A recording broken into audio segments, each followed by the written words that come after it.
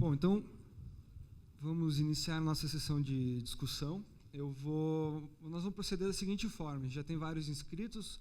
O Fred e o Rafael estão recolhendo aqui. Já estão aqui. Em ordem, são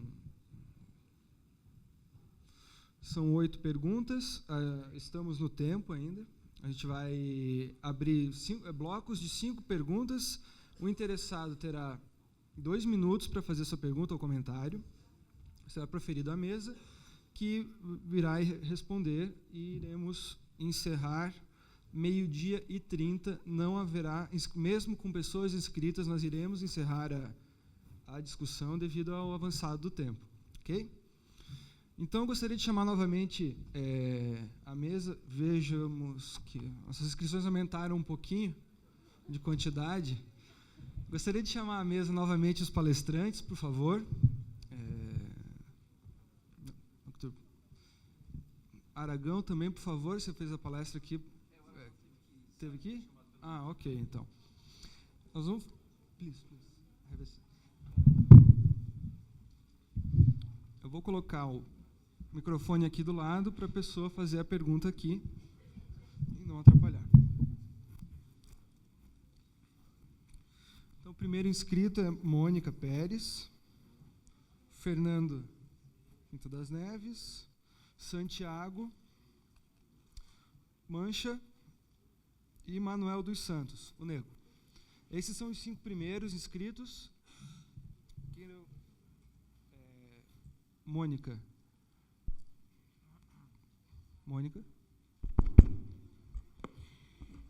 A primeira, na verdade, é um comentário com uma pergunta, e é para o Fábio, é claro. Sobre o desenho dos CPGs. A primeira pergunta que eu tenho é que os CPGs são consultivos. E aí a primeira pergunta é por que a gente precisa de 50% de cadeiras nos CPGs para governo. Na verdade, a gente tem um inchaço de cadeiras de ministérios que não tem relação quase que nenhuma, porque tem essa exigência de 50%, limitando a participação da sociedade, que, na verdade, são os atores mais importantes naquele momento.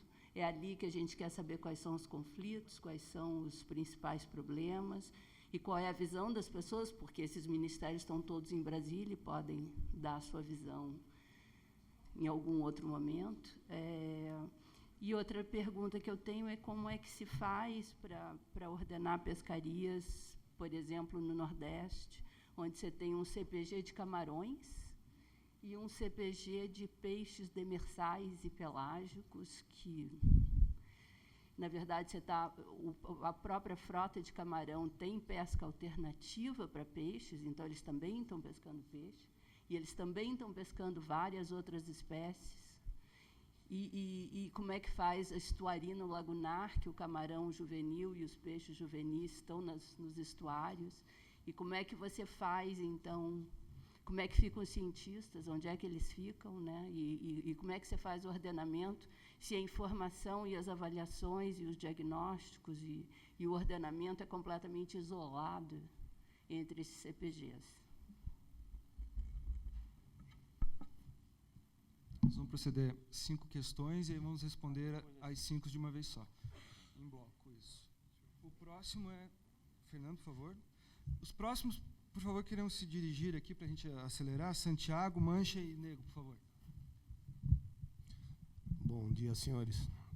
Tendo em vista que algumas espécies continuaram a ser exportadas, está marcado no site do MDIC, no mesmo volume nos últimos anos, não teria sido conveniente a paralisação do monitoramento estatístico para que elas pudessem ser incluídas na lista vermelha publicada pela Portaria 445? Essa é a questão.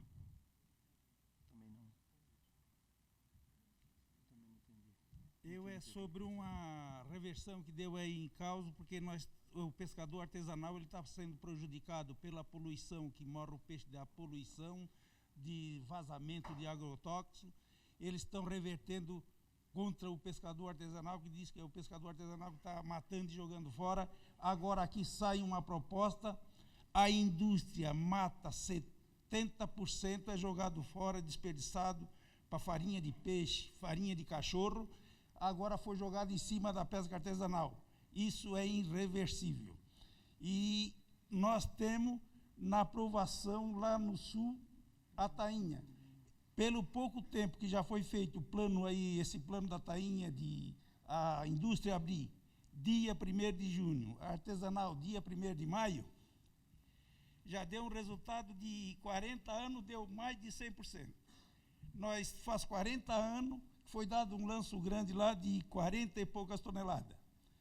Agora, esse ano, nós demos uma de 16, era peixe para 30, mas vazou por causa da força d'água. Peguemos 14 toneladas. Tá, é fato, não é história, só que a indústria ainda tem que abrir mais para fora e deixar a costa livre.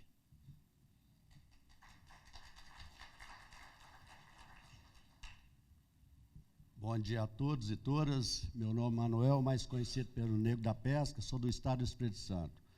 Eu gostaria de saber do Ministério da Pesca, o pensamento dele em aumentar a produção na piscicultura. Aí eu pergunto o seguinte, nesse aumento de produção na piscicultura, por acaso vocês estão pensando na segurança alimentar? Que o peixe, todos nós sabemos que é extraído na natureza, é de qualidade, é recomendável até mesmo pelas medicinas. Será que o peixe criado em cativeiro tem a mesma qualidade? Eu gostaria de deixar essa pergunta. E pelo CNB eu gostaria de saber, porque foi dito ali que desde 2008 não tem feito pesquisas, né? E como que vocês detectaram que os peixes vêm diminuindo, se não tem pesquisas, né? A portaria 445, que vem proibindo 450 e poucas espécies, por isso que nós estamos aí debatendo essa portaria. Nós não entendemos que essa quantidade de peixe vem diminuindo, como vocês vêm falando. Porque se não tem pesquisa, como vocês, baseado em quê que vocês criaram essa portaria se não tem estatística?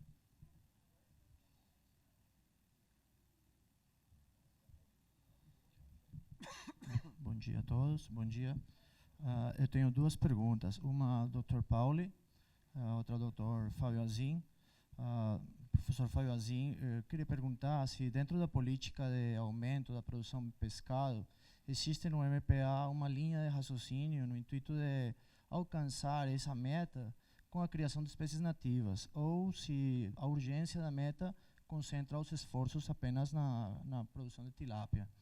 E para o Dr. Pauli, eu vou fazer em português, falando acerca da quantificação da produção primária requerida para suportar as capturas marinhas atuais, se o senhor acha possível, num novo conceito, que viria a definir a sobrepesca da produção pesqueira, da produção primária, desculpa.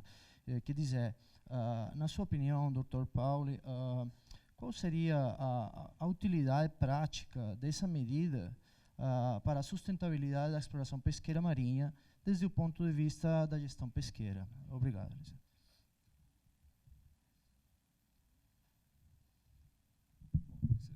Então, eu gostaria de passar a palavra para a mesa para fazer os argumentos e responder as questões. Ok? Temos 5 questões. Começa por mim? Ok. Então, eu vou começar. Primeiro, respondendo à pergunta da Mônica, por que é que o Comitê de Gestão é paritário entre governo e sociedade? Na verdade, Mônica, até onde eu saiba, isso é uma regra geral dos colegiados do governo brasileiro, de termos uma participação paritária entre governo e sociedade. E está nos atos normativos, inclusive, da criação dos CPGs. Está lá, sim, a participação paritária. Nós podemos, evidentemente, eventualmente rever isso. Uma alternativa que nós temos, inclusive, é a questão dos membros convidados. Nós podemos ter vários membros convidados. Não há nenhum impedimento que haja membros convidados. Não há nenhuma dificuldade nesse sentido. Temos que lembrar, entretanto, que conforme estão estruturadas as normas do CPG, e eu tenho certeza de que essa é a expectativa da sociedade civil, a participação da sociedade civil é custeada pelo Estado. Então, nós temos que ter um pouco de cuidado com o tamanho dos CPGs também, porque nós não temos 1 nem 2 CPGs, nós vamos ter 12 CPGs funcionando. Isso significa reuniões a cada 2 semanas praticamente, para que possamos ter 4 reuniões por ano de todos os CPGs. Então, numa continha rápida, é fácil você calcular a quantidade de passagens e de diárias que serão necessárias para assegurar o trabalho dos CPGs. Depois temos que tomar cuidado também para não termos CPGs com 40, 50 pessoas, porque esses CPGs não vão absolutamente chegar em lugar nenhum. Em relação ao desenho dos CPGs, o CPG ideal seria um CPG só, em que nós poderíamos tratar todas as espécies de forma conjunta. Nem esse extremo, nem o extremo de termos 21 CPGs. O que nós tentamos foi uma medida intermediária que, como eu disse, temos que colocar para andar e ajustarmos aquilo que for necessário. Eu lhe confesso, Mônica, fico muito mais tranquilo e me sinto muito mais confiante nesse momento, com a certeza de que na semana que vem eu terei 12 CPGs instituídos e começando a trabalhar nesse país, do que se nós estivéssemos, nesse momento, engajados numa discussão que poderia se estender por mais 6 meses, por mais um ano, de como é que nós gostaríamos de ter o CPG, com as diversas opiniões que certamente haveria em relação ao CPG. Como eu disse aqui ontem, cada um tem a sua própria opinião em relação ao qual o desenho ideal de CPGs, e eu prefiro pecar, talvez, por um pouco de assodamento, mas colocar esse trem para andar e corrigir o seu percurso com ele em movimento, do que nós permanecermos parados, esperando, discutindo para decidirmos qual é o melhor caminho. Eu acho que nós não temos mais, infelizmente, nós não temos mais tempo nenhum a perder. Já perdemos tempo demais. Então, talvez estejamos sendo um pouco assodados, mas se estamos, é porque o tempo que nós perdemos nos obriga a sermos mais ágeis. E, repito aquilo que eu disse, não há nenhum impedimento para que no decurso dos nossos trabalhos nós possamos corrigir o rumo e fundirmos, por exemplo, não há nenhum impedimento nesse sentido, se nós constatarmos que o CPG dos camarões e o CPG dos peixes demersais do Norte-Nordeste podem ser fundidos em um CPG só, por que não?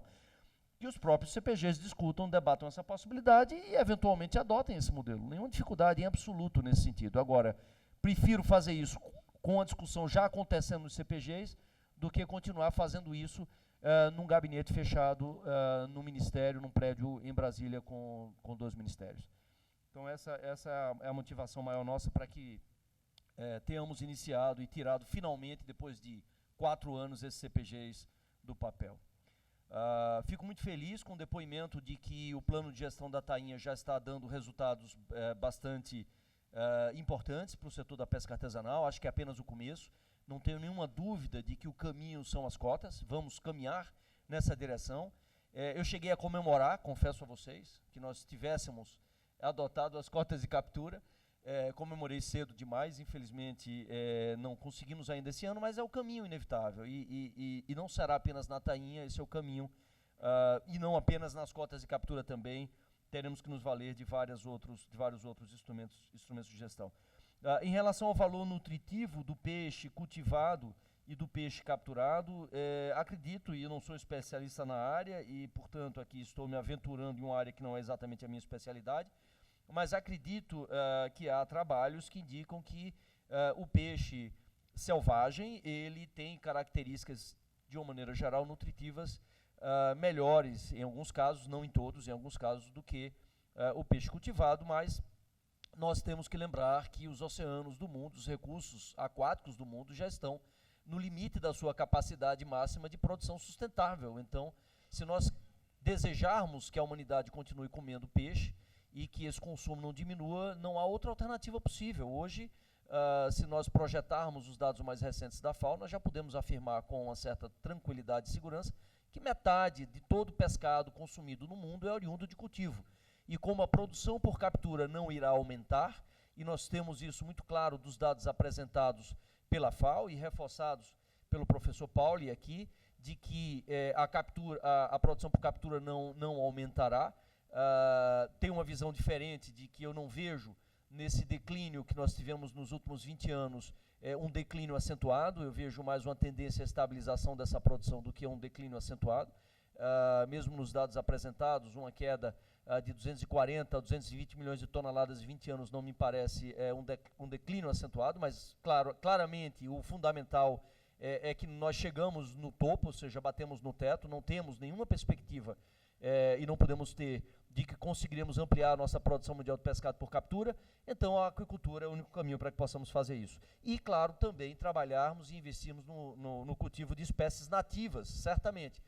Também é esse o foco do Ministério da Pesca e Aquicultura. Não posso aqui, mais uma vez, falar por Felipe Matias, que é o secretário da Aquicultura, mas sei que o investimento no cultivo de espécies nativas, como o pirarucu, o tambaqui, é também uma das prioridades do Ministério da Pesca e Aquicultura, e eu acho que com isso eu encerrei todas as perguntas que me foram dirigidas. Muito obrigado. Obrigado. Passamos agora a palavra para a próxima pergunta.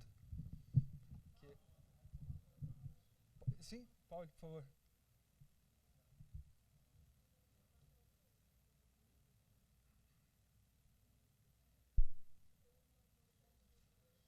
Directed to me was whether the indicator that I spoke about, the primary production required by the fishery, could be used for management. And I don't think so. It is very general. It gives you a very good idea of the pressure on the ecosystem.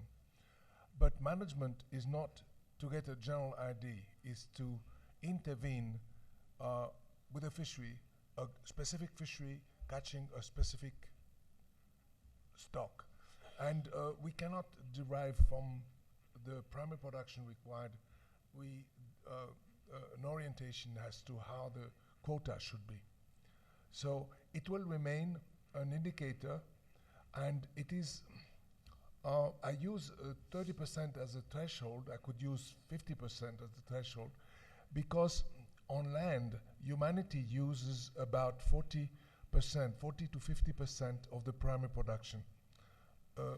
We use it for wheat, for corn, for various food. We use it also for wood. We use it for road construction. We make primary production impossible. So basically, we appropriate to ourselves 40 to 50% of the primary production on land. And we are land animals. So if we, in the water, appropriate 30, 40% of the primary production, this is a lot. And you have seen from the map that we appropriate 30 to 40% of the primary production or more from vast part of the ocean. And that is a general indicator that we are really impacting the ocean. What we have to do then is to remove this pressure that we exercise on the ocean, and that we do by stock assessment, by management of the fisheries that was discussed here. Thank you. Gostaria de consultar. A mesa tem mais alguma colocação? Hugo, lá no final, por favor.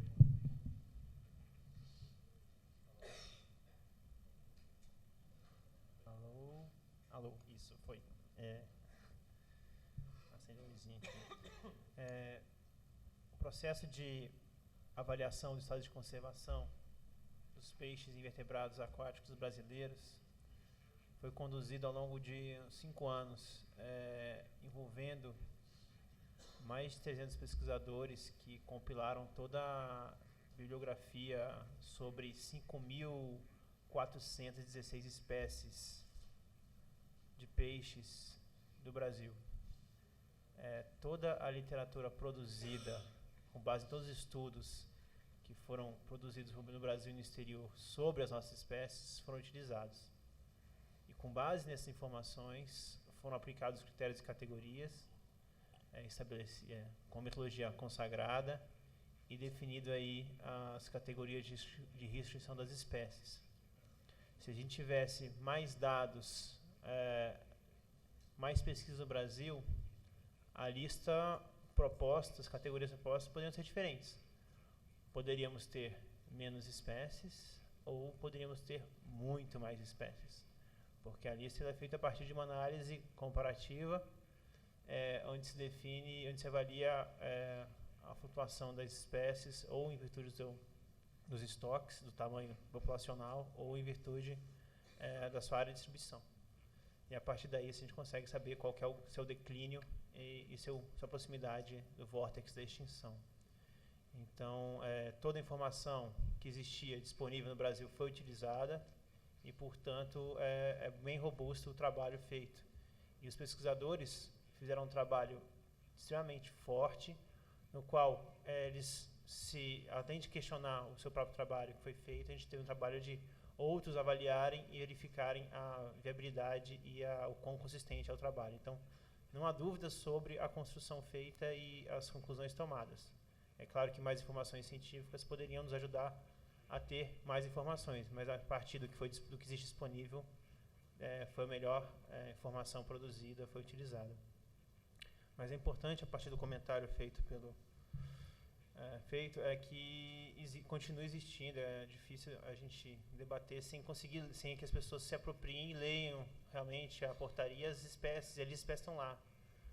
Como eu comentei, das 405 espécies que constam na lista, 98 são peixes marinhos. Grande parte das espécies são invertebrados e peixes continentais, cujas ameaças não são necessariamente a pesca.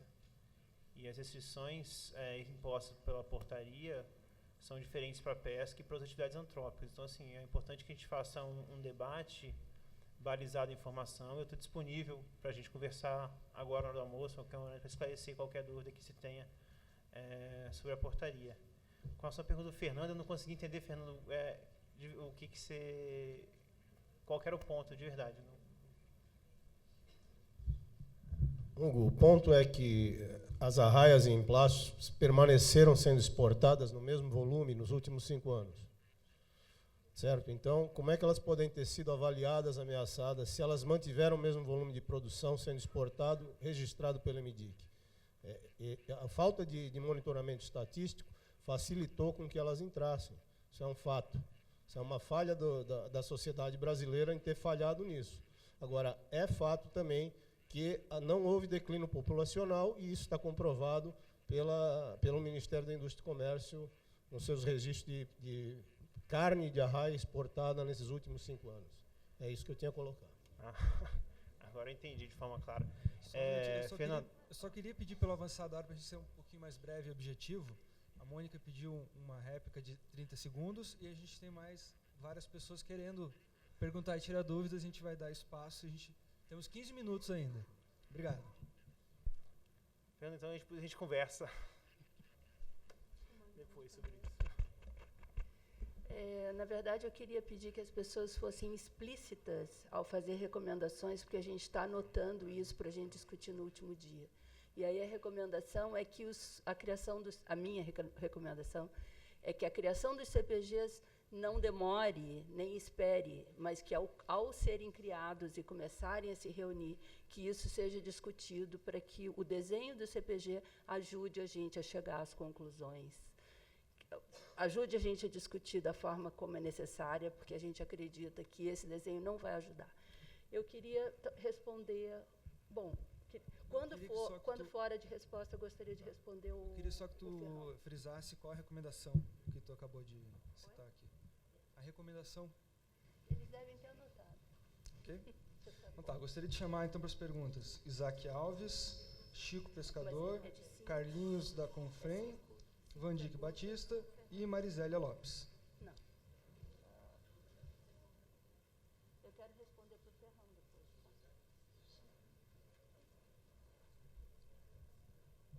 Bom dia a todos e todas.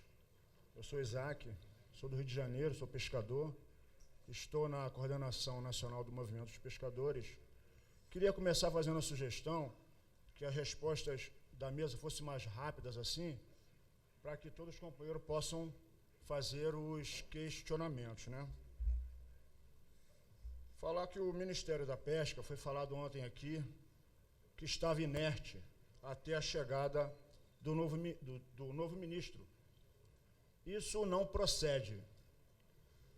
Até a chegada do novo ministro, o Ministério da Pesca vinha fomentando ações de fortalecimento à pesca industrial e à aquicultura. Trabalharam bastante para isso. Em contrapartida, levando a pesca artesanal a passar por um processo de invisibilidade. Nós tivemos 289 mil carteiras de pescadores canceladas durante as últimas gestões. Nós temos 250 mil pescadores em todo o Brasil com o protocolo da carteirinha na mão, sem que a gente saiba o que vai fazer, se a gente vai receber essas carteiras. Temos pescadores que estão com protocolo, ainda não receberam as carteiras e essas carteiras já foram canceladas. Então, o Ministério da Pesca vem para cá falar que até agora estava inerte, realmente não dá para a gente concordar com isso, né? E também esse dado de 50% de desperdício da pesca do Brasil, isso é uma mentira. Esse dado é muito maior. A cada curvina, nós estivemos em Santa Catarina, e lá estava chegando um barco da pesca industrial, trazendo 110 toneladas de curvina e castanha. A pescaria de 3 dias.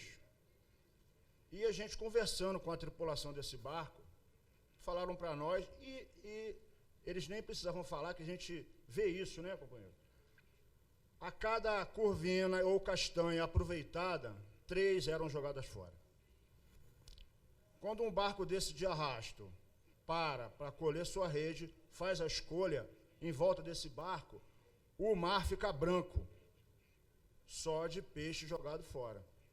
Peixe que não tem valor comercial para ele.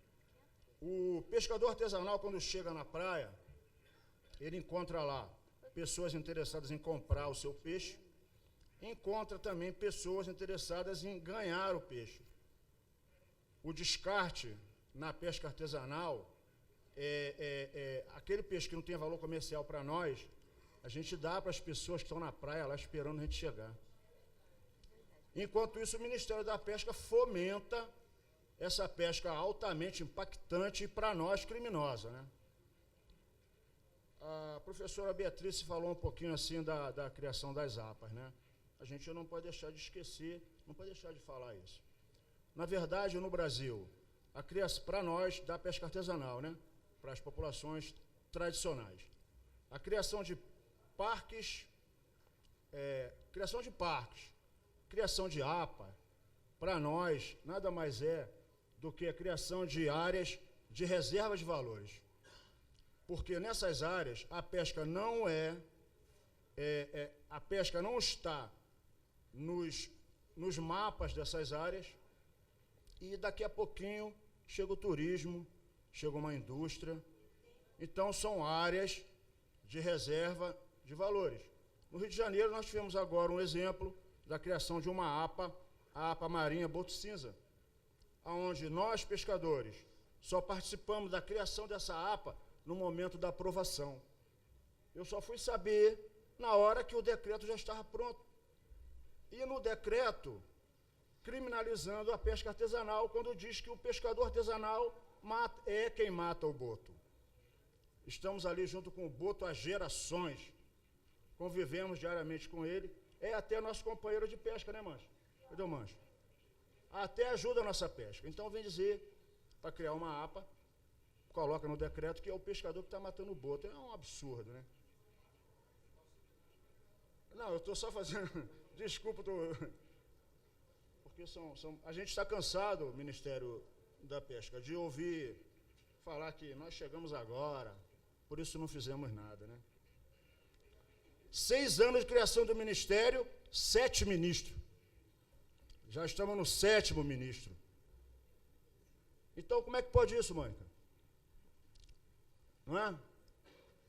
E a pesca cada vez mais sofrendo nesse país. Obrigado.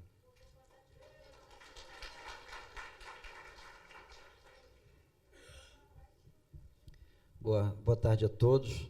Em primeiro lugar, eu queria agradecer muito a Deus por estar proporcionando esse momento tão rico, né, de a gente enriquecer mais nossos conhecimentos. Agradecer aí a Oceânica, né, pelo esse evento muito interessante, e também agradecer a presença dos estrangeiros aqui de fora, né? Gostaríamos de levá-los para conhecer muitas coisas nas nossas comunidades e ver como as coisas acontecem. Mas eu queria aqui não fazer uma pergunta, e sim a gente fazer umas considerações em relação à questão do Ministério da Pesca, né? Uma é a questão da 445.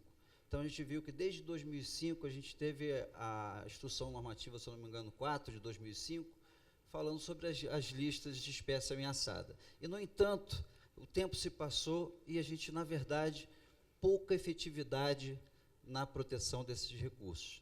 Então, somente uma lista não resolve. Precisamos de uma fiscalização integrada, forte, preventiva, educativa e com a participação da comunidade.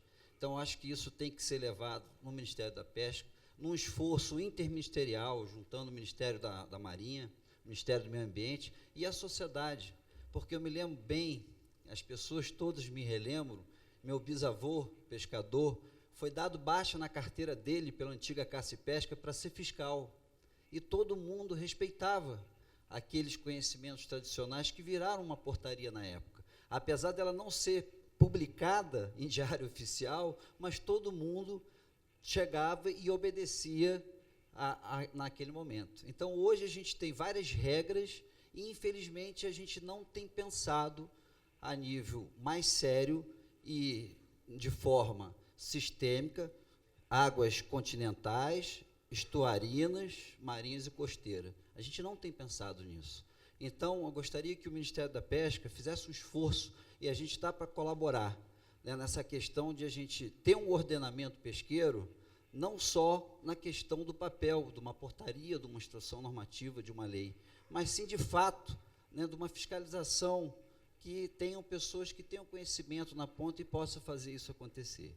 A outra questão é de ter, aí, no mínimo, mais dois CPG. Um é de águas continentais, estuarina e costeira, para tratar de assuntos onde não tem unidade de conservação, em locais que tem lagoas, lagunas, que estão lá brigando, querendo defender o espaço, e fica uma dificuldade de conseguir normatizar, né, as pescarias dentro dessas áreas. E outra, um CGP de defeso, de períodos de defeso específicos, juntar especialistas que conhecem aí vários bichos já existentes, que estão com problema, e também organizar a bagunça que está com defeso no país. Eu posso citar 3 locais diferentes no Brasil que a gente economizaria mais ou menos metade do que está sendo investido para pesquisa, 5 a 6 milhões de reais de seguro-desemprego indevido. Por exemplo, Laguna de Araruama, Laguna Hipersalina, né? Tem lá 1,5 milhão sendo jogado fora para defesa de Piracema. Não tem pesca de água doce na Lagoa Hipersalina.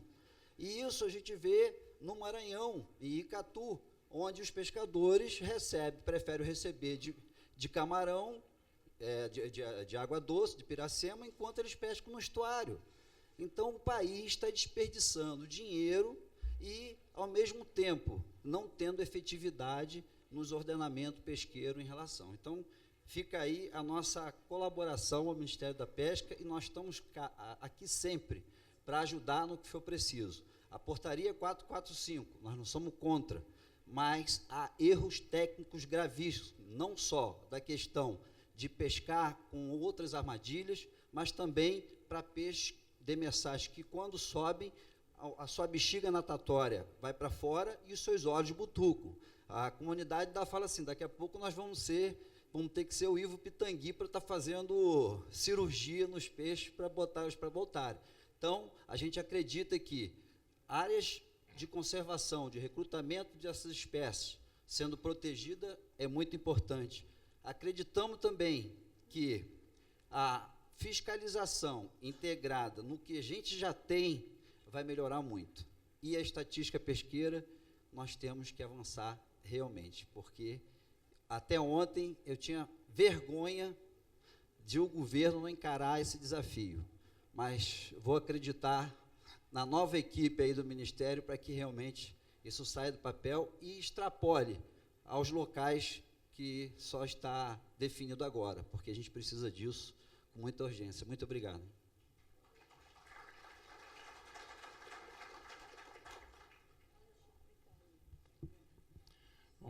Bom dia, né? Não é boa tarde, porque a gente ainda não almoçou, mas já está quase na hora. Bom, eu sou o Carlinhos, eu sou da Confrem. Primeiro, eu gostaria de parabenizar a todos da mesa pelas palestras, mas em especial a da professora Beatriz, porque normalmente quando a gente vem para essa discussão de sustentabilidade de recursos pesqueiros, parece que os impactos por grandes projetos, grandes ações governamentais, parece que não existem, né? Ou seja, a responsabilidade só é da forma de captura, da forma de uso dos recursos, e isso nunca aparece. Eu queria fazer uma pergunta para o pessoal do governo que está aqui na mesa. Recentemente, o governo baixou algumas normas, entre elas a medida provisória 665, que trata do seguro defeso, em seguida o decreto 8424, que também trata de regramentar o acesso a esse direito do pescador. Vieram também o decreto 8425, que trata do registro geral da pesca, e também a portaria 445. Ou seja, tudo isso caiu tudo em seguida, em cima da realidade da pesca artesanal do Brasil. E nós, pescadores artesanais, aí eu falo em nome das organizações de pescadores artesanais, nesse último semestre nós não temos feito outra coisa a não ser gastar energia em questões reativas junto ao governo para tentar garantir minimamente os direitos que nós já conquistamos, e não aqueles que nós queremos conquistar. Eu vi vocês falarem muito aqui sobre manejo de pesca, sobre todas essas questões que para nós são de extrema importância, e eu acho, e aqui vale registrar, que os pescadores artesanais sempre foram os primeiros a sinalizar todos esses problemas que hoje estão sendo debatidos aqui. Se tivesse sido levado em consideração, nós não precisaríamos estar fazendo simpósios, mesmo porque eu acredito que as pontes e os armários nós já organizamos, já construímos há muito tempo, né? E eu acho que o governo é que não fez bem o trabalho dele. Eu queria saber de vocês qual é o posicionamento do governo diz respeito a isso. Como é que nós vamos fazer essa discussão a respeito de tudo isso que está sendo colocado aqui, se esses direitos, a partir do dia 15, que é quando entra em vigor o decreto 8425, ele for jogado por terra? Porque foi falado aqui que nós temos 1 milhão de pescadores no Brasil, e desses, 500 mil são mulheres pescadoras. E que, a partir desse decreto, no mínimo 70% delas deixarão de ter todos os direitos, inclusive direitos previdenciários conquistados historicamente. Cabe ressaltar que esse decreto 8425 ele é assinado em conjunto pelo Ministério da Pesca e o Ministério do Meio Ambiente, e que são os dois órgãos que, governamentalmente, são responsáveis pelo ordenamento da pesca no Brasil também. Em que momento esses órgãos se preocuparam em nos consultar antecipadamente? Porque se fala muito em consulta, se fala muito em ouvir, mas qual é a forma, qual é a estratégia? Porque nós apontamos aqui que a forma que é feita até hoje não nos contempla.